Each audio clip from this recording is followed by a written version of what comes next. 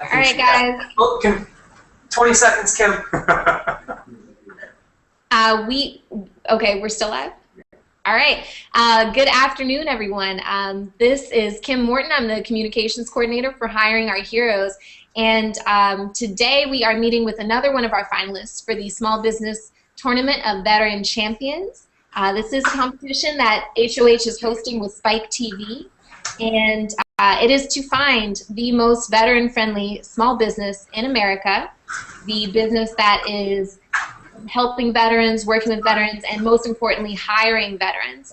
And so today we are meeting with Praecient Analytics, and they are a small business IT services and data analysis, and they are in Alexandria, Virginia, DC, for those of you who might be looking on a map. So I will let them introduce themselves.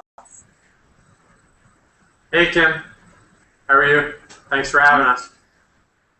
Thank you. Thank you for being on. You guys want to tell everyone watching a little bit about Praescient, about your business and how it started? Absolutely. Yeah. So first we'll introduce ourselves. Again, thanks to everybody for taking time out of your busy day and meeting us virtually. And thanks to Hiring Our Heroes for having us. I'm Pat Ryan. I'm the president and co-founder of Praecient Analytics. With me today are two of our key leaders at Praescient. Ryan Drizga, who's our director of emerging opportunities, kind of our internal R&D shop, if you will, and Brian Bryson, who's our director of talent management, who really brings all of our great folks to the team. So I'll just kind of start off and tell you a little bit about how the company got started, what we're up to now, and then we'll go ahead and answer some questions, I think. So really, we actually started the idea for the company when Ryan and I were working together about 3 or 4 years ago. And we were both former Army intelligence officers. And as we transitioned out of the military, we saw a lot of opportunity to really bring better technology to the warfighter that was deployed at that time, mostly in Afghanistan at that point. So we partnered with a really great Silicon Valley technology company and figured out a way to kind of get their technology out to intelligence analysts and operators in the field in Afghanistan, in Kandahar. And that was right around 2010. And we were able to have a huge operational impact for them, and really change the way that they did intelligence analysis and understood kind of the massive amount of information that they were dealing with as they fought the fight in southern Afghanistan. And as we sort of progressed, we realized that maybe there was something to this idea, and that there were a lot of other sort of customers in the government and even the private sector who kind of needed help in sorting through massive amounts of data. So I'm going to do a little screen capture here real quick and show you, kind of give you a feel really of how we've grown. And this is just a little graphic that kind of shows as we've expanded, we went from really the two of us to now just over 140 folks spread across 40 different organizations in the government and commercial sector. And you can see there the stats, 23 states and 5 countries. So what we really love about what we do is we have really talented employees, 2/3 of whom are actually veterans themselves, working with clients across several different sectors. And I'll show this graphic to give you an idea of some of the different sort of organizations that we work with. At the high level, we work with the Department of Defense, including the Marine Corps, the Army, and Special Operations. We partner with several agencies in the intelligence community and defense intelligence community. We also partner with several federal law enforcement organizations, including the FBI and Immigrations and Customs Enforcement, and then also some of the local and regional law enforcement organizations. And additionally, kind of a unique thing that we do is we work with kind of public policy and defense think tanks here in the DC community and across the world to try and be at the cutting edge of new uses for innovative technology. So that kind of gives you an idea of who we work with and where our team is. And then, if you'll bear with me, I'll just kind of show one more shot to give you an idea, really, of sort of what we do. Mm-hmm. Go right ahead.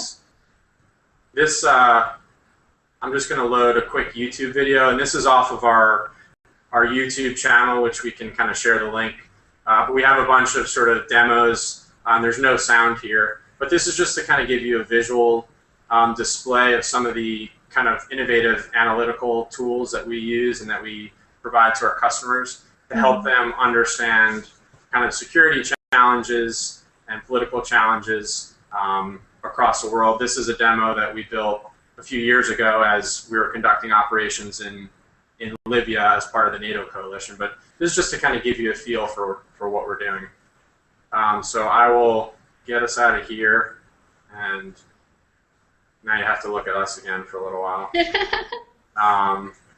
Sorry about the crazy screenshot thing. No problem. That was great. You know, really helpful to see the agencies and the different organizations that you guys are working for, and especially good to hear that you guys have so many veterans on staff.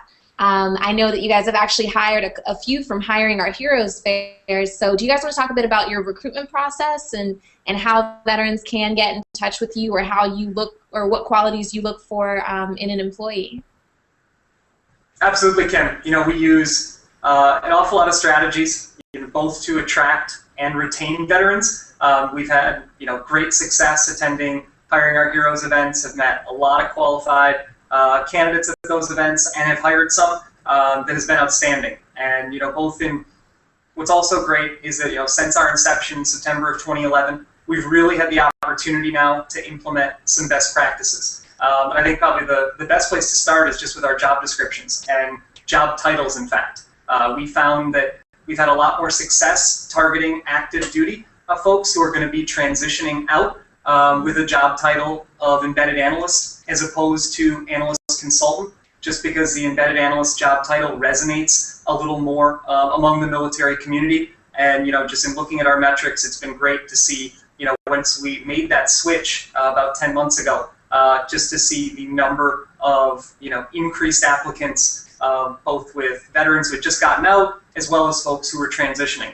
On top of that, we've also done a really nice job tailoring our job descriptions to ensure that veterans really feel the connection between where they previously have been and how they can be value added to Praescient. And so, citing key technologies they've worked with, as well as drawing upon work experience that they would have had in the service, and really showing them how that's then going to translate within Praescient once they join our team. As you mentioned, we certainly have attended a number of Hiring Our Heroes fairs, as well as registering for targeted job boards that attract veterans. And in addition to that, we're in the midst of building relationships with local forts and local bases and their transition offices, just to ensure that we're able to get the word out, because we're very confident that we offer an awful lot to folks transitioning, as well as veterans who have already been in the workplace for a number of years.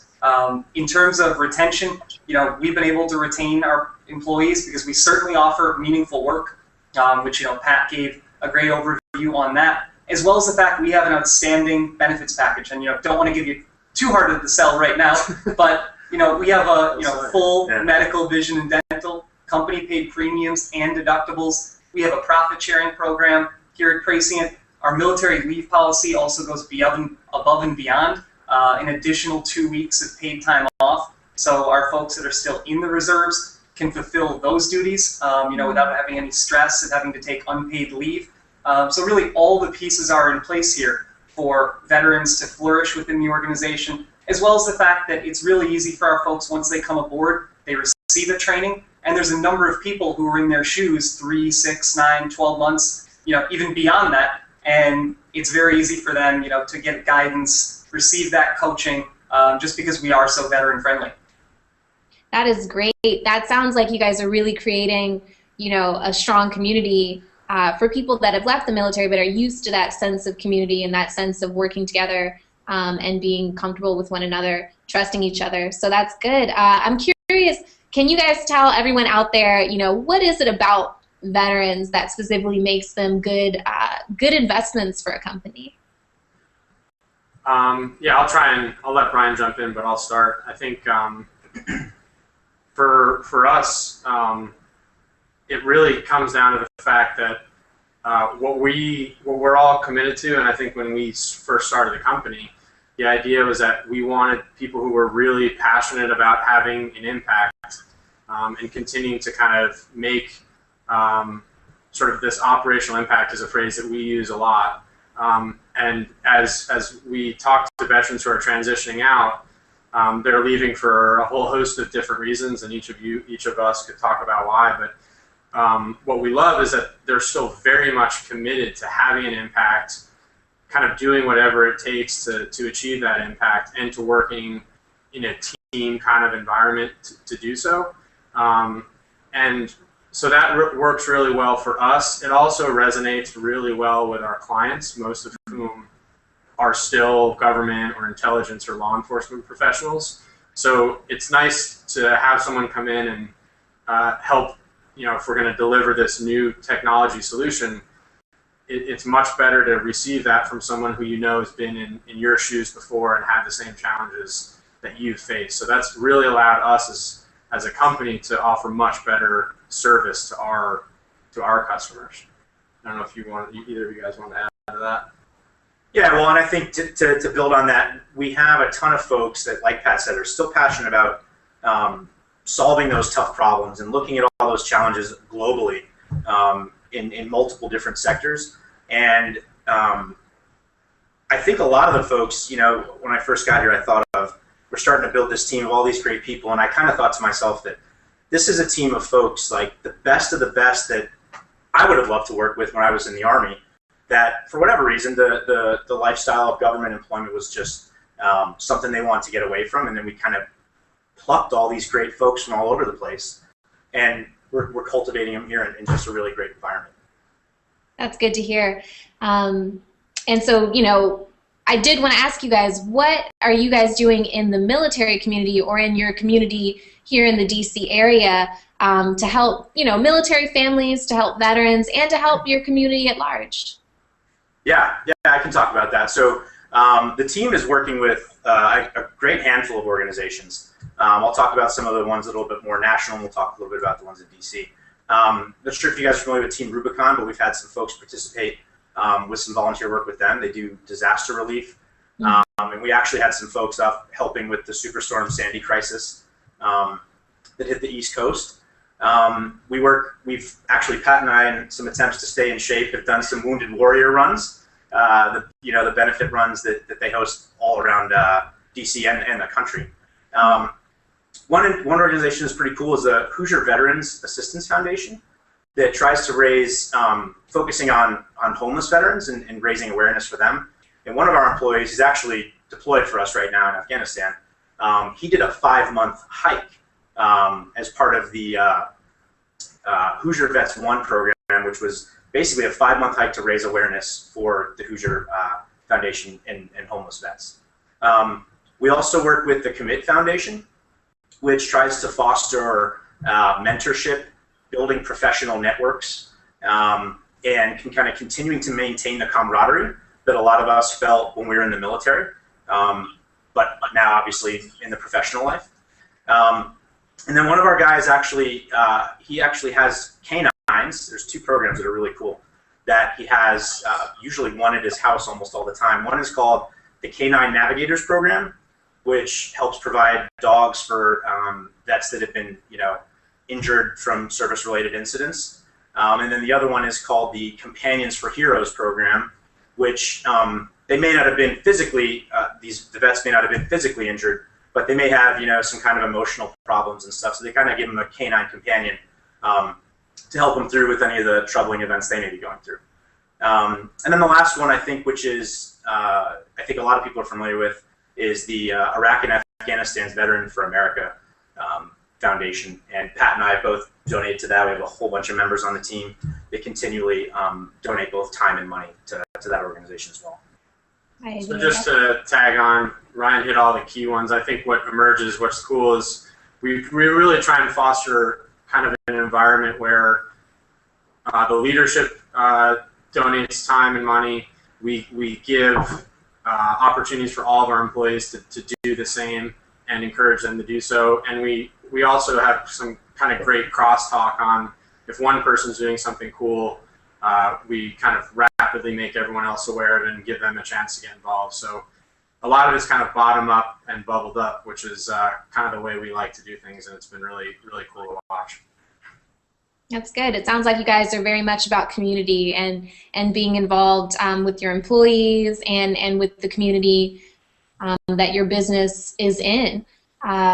So, you know, just to sort of wrap things up, I did want to remind you guys this is a competition, and you guys are one of eight in a very strong pool of competitors. So, you know, maybe you guys want to share some testimonials or something. Why should someone vote for Praescient Analytics? What is it about you that people should take note of? Well, Kim, I was just saying to them, it's disappointing we're already wrapping up. We were just getting started here.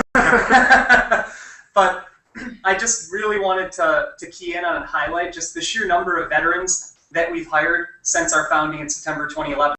We hired 27 veterans in 2011, 64 in 2012, and we've hired 21 already thus far this year, with the goal of exceeding the 64 that we hired last year. And so in order to do that, we're looking to hire better than one veteran per week for the rest of the year.